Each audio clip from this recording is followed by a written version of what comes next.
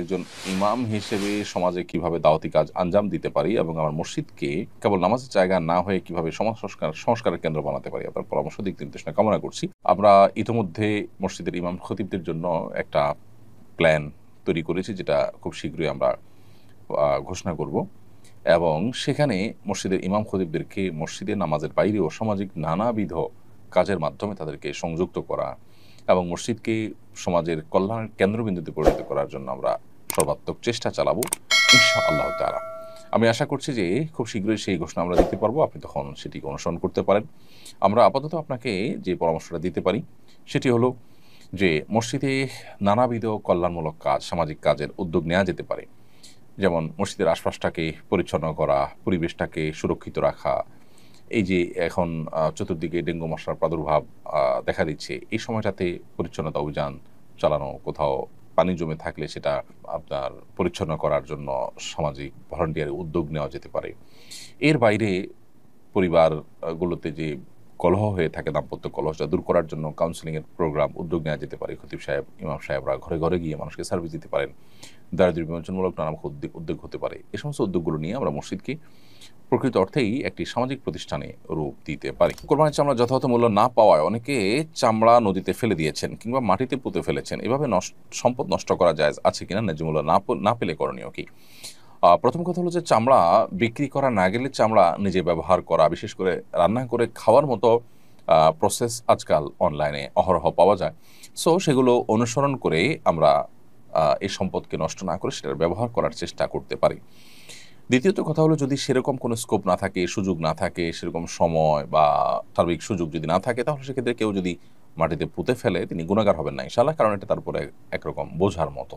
কেউ যদি সেটা গ্রহণ করার মতো না থাকে, নিজে ব্যবহার করার মতো সুযোগ তার না থাকে সেভাবে, তাহলে সেক্ষেত্রে মাটিতে পুঁতে ফেলাটা নাজায়েজ হবে না। তবে এখানে যথাযথ কর্তৃপক্ষ যারা আছেন তাদের বিরাট বড় একটা দায় চলে আসে যে এত বড় মূল্যবান একটি সম্পদ সেটিকে যথাযথভাবে সংগ্রহ করা, সেটা যথাযথ ব্যবহার করার ব্যাপারে তাদের আরও জোরালো ভূমিকা থাকা দরকার, যথাযথ ভূমিকা পালন করা দরকার।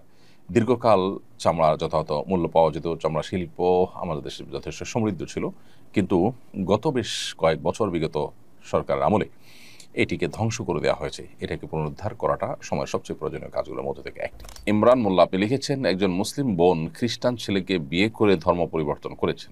এখন তিনি 5 মাসের অন্তঃসত্ত্বা। তিনি ভুল বুঝতে পেরে ইসলামে ফিরতে চান, কিন্তু ভাবেন এতে স্বামীর সাথে প্রতারণা হবে, আর আল্লাহ শিরক মাফ করেন, প্রতারণা নয়। তার বিশ্বাস মন ভাঙা মানে মসজিদ ভাঙা সমান।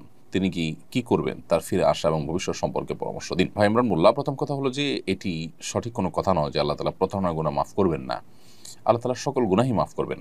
মৃত্যুর আগে মানুষ যে কোনো গুনাহ থেকে তওবা করবে, আল্লাহ তাআলা তার সবগুলোকেই ক্ষমা করবেন। আল্লাহ তাআলা বলেছেন, ওয়াতুবু ইলাল্লাহি জামিআন আইয়ুহাল মুমিনুন, হে ঈমানদারেরা তোমরা সবাই আল্লাহর কাছে তওবা করো, আল্লাহর দিকে ফিরে আসো। আল্লাহ বলেছেন, ইন্নাল্লাহা ইয়াগফিরুয যুনুবা জামিআ, আল্লাহ সকল গুনাহ মাফ করে দিবেন। অতএব প্রতারণা একটা পাপ, এমন কোনো পাপ নেই যে, এমন কোনো অপরাধ নেই যে অপরাধ করার পর প্রায়শ্চিত্ত করলে, মানুষ তওবা করলে, অনুশোচনা হলে তিনি সেখান থেকে ফিরে আসলে আল্লাহ তাআলা ক্ষমা করবেন না। সো প্রতারণার গুনাহ থেকেও তিনি আল্লাহ তাআলা মাফ করবেন, এক। দ্বিতীয়ত হলো, মানুষকে প্রতারিত করার চাইতে আল্লাহর সঙ্গে শিরকের ভয়াবহতাটা অনেক বেশি। তৃতীয়ত কথা হলো যে অমুসলিম যে ছেলের সাথে তার বিয়ে হয়েছে, সে বিয়েটা আসলে সংগঠিত হয়ইনি, অর্থাৎ শরিয়া দৃষ্টিকোণ থেকে সেটা কোনো বিয়েই হয়নি। আজকাল যে সমস্ত খ্রিস্টান আছে, বেশিরভাগ খ্রিস্টানরাই আসলে না যথাযথ খ্রিস্টান এবং না তাদেরকে আহলে কিতাব বলার মতো পর্যায়ে তারা পড়ে। সো এরকম মানুষদের সাথে বিয়ে হলে সে বিয়েটাই বিশুদ্ধ হয় না। অতএব যে ব্যক্তি আপনার স্বামী হন, যার সঙ্গে বিয়েটা আপনার বিশুদ্ধ হয়নি, সেখানে আপনার প্রতারণার প্রশ্নটাও আসে না। অতএব তার সঙ্গে বরং আপনার এখন যে সম্পর্ক আছে সেটা অবৈধ সম্পর্ক, সেটা থেকে সরে আসা আপনার জন্য আবশ্যক। আমাদের অনেকে দিন সম্পর্কে, ইসলাম সম্পর্কে বেসিক ধারণা না থাকার কারণে এই ধরনের নানা ধরনের ধোঁয়াশাপূর্ণ বিষয় আমাদের মাথায় আসে এবং বিভ্রান্তিতে আমরা পড়ে যাই। অতএব আমরা আশা করব যে আল্লাহ তাআলা তাকে হেদায়েতের পথে ফিরে আসার তৌফিক দিবেন এবং তাকে আমরা আহ্বান করবো ইসলামের পথে ফিরে আসার জন্য, নাহলে অনন্তকালের জাহান্নামের যাত্রা নিশ্চিত হয়ে যেতে পারে। আল্লাহ আমাদেরকে সবাইকে হেফাজত করুন। সাইদুল ইসলাম আপনি লিখেছেন, ডিশ লাইনের ব্যবসা করা কি জায়েজ হবে? উত্তর হলো যে ডিশ লাইনের মাধ্যমে কেউ যদি ভালো কোনো চ্যানেল নেন, যে চ্যানেলে কোরআন তেলাওয়াত আসবে, বাচ্চাদের জন্য কোনো কিছু থাকবে, হারাম কিছু থাকবে না, তাহলে সেটা জায়েজ হতে পারে।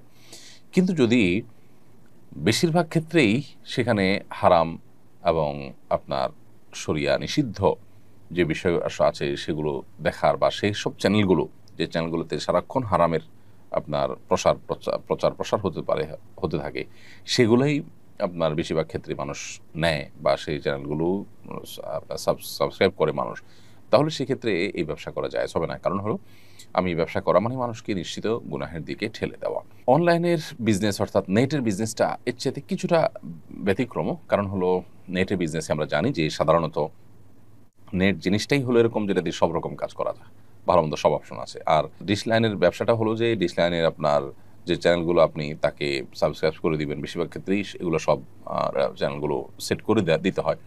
সেখানে আপনাকে দিতেই হবে হারামগুলোকে সেট করে। তো সেই জায়গা থেকে এটি আসলে জায়েজ হওয়ার কথা নয়। জিন্দি এটি থেকে আপনি লিখেছেন, বিবাহের আগে মেয়ের বা ছেলের সম্পর্কে যখন জিজ্ঞাসা করা হয় তখন অনেক সময় অতিরঞ্জিত গুণাগুণ বলা হয়, যা পরে সত্য হয় না। যদি সত্য বলে বিবাহ ভেঙে যায় তাহলে কি গুনাহ হবে? এসব ক্ষেত্রে আমরা কি করতে পারি?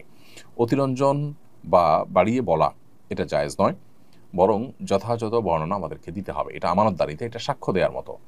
আপনি কারোর পরে যখন সাক্ষ্য দিবেন, তো সাক্ষ্য দেওয়ার ক্ষেত্রে আপনাকে সত্য সাক্ষ্য দিতে হবে, সেখানে মিথ্যা কোনো কথা বলতে পারবেন না, বাড়িয়ে কোনো কিছু বলতে পারবেন না। যদি বলেন সেটি হবে গুনাহের কারণ। একই সাথে আমাদের এও মাথায় রাখতে হবে যে সত্য এবং সঠিক কথা বলার কারণে যদি বিবাহ ভেঙে যায়, তাহলে সেটাকে উপস্থাপন করতে হবে এমনভাবে যে একটা মানুষের নিশ্চয়ই ভালো মন্দ মিলিয়ে মানুষ, অতএব সেটাকেই তুলে ধরতে হবে। এরপরে যদি বিবাহ ভেঙে যায়, যাক, কারণ হলো যারা বিবাহ করতে আগ্রহী হবে তারা যদি সেই সমস্যাগুলোর কথা জেনেও বিবাহ করেন, সেটা হবে টেকসই ইনশাআল্লাহ। আর তা যদি না হয়, তাহলে একসময় তারা যখন এই সমস্যাগুলো জানতে পারবেন তখন টানাপোড়েন সৃষ্টি হবে, বিবাহ ভাঙবে। অতএব আগে বিবাহ না হওয়াটা বিবাহ হয়ে ভাঙার চাইতে নিশ্চয়ই তুলনামূলকভাবে শ্রেয়। মিলিয়ে আশা আপনি লিখেছেন, মাগরিবের আজানের সময় খাওয়া যায় না, এই সময় মৃত ব্যক্তিদের খাবার দেয়া হয়, খাবার খেলে মৃত আত্মীয়দের খাবার দেওয়া হয় না, এ ধারণা কি সত্য? এটা সম্পূর্ণ ভুল ধারণা, ভিত্তিহীন কথা। এর সাথে ইসলামের কোনো সম্পর্ক নেই। দুনিয়ার সময়ের সাথে আসলে আখিরাতের সময়ের মিলও নাই। অতএব কেউ যদি মনে করেন যে দুনিয়ার সময়ের সাথে আখিরাতের সময়ের মিল আছে, সেটাও হবে একটি ভুল ধারণা।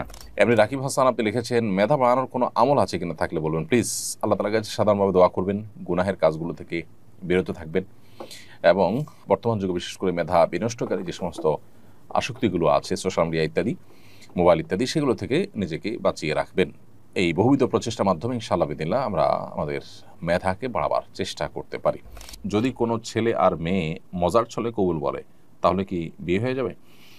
ফোকা হানাফের মতে প্রাপ্তবয়স্ক যদি হয়, তাহলে সেক্ষেত্রে তারা দুজন সাক্ষীর সামনে এরকম করলে সেটি বিয়ে হয়ে যাবে।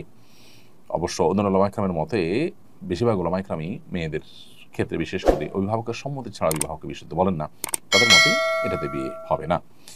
আর এমনিতে কমন একটি জিনিস নবী সাল্লাল্লাহু আলাইহি ওয়াসাল্লাম হাদিস রয়েছে, সালাসুন জিদ্দুহুন্না জিদ্দুন ওয়া হাজলুহুন্না জিদ্দুন। তিনটি বিষয় সিরিয়াসলি করলে মানুষ যা হয়, দুষ্টুমি করে করলেও তা হয়, তার মধ্যে বিবাহ একটি বিধায়। এটাও দুষ্টুমি করে করলেও যদি শর্ত পূরণ হয়ে যাক, বিয়ে হয়ে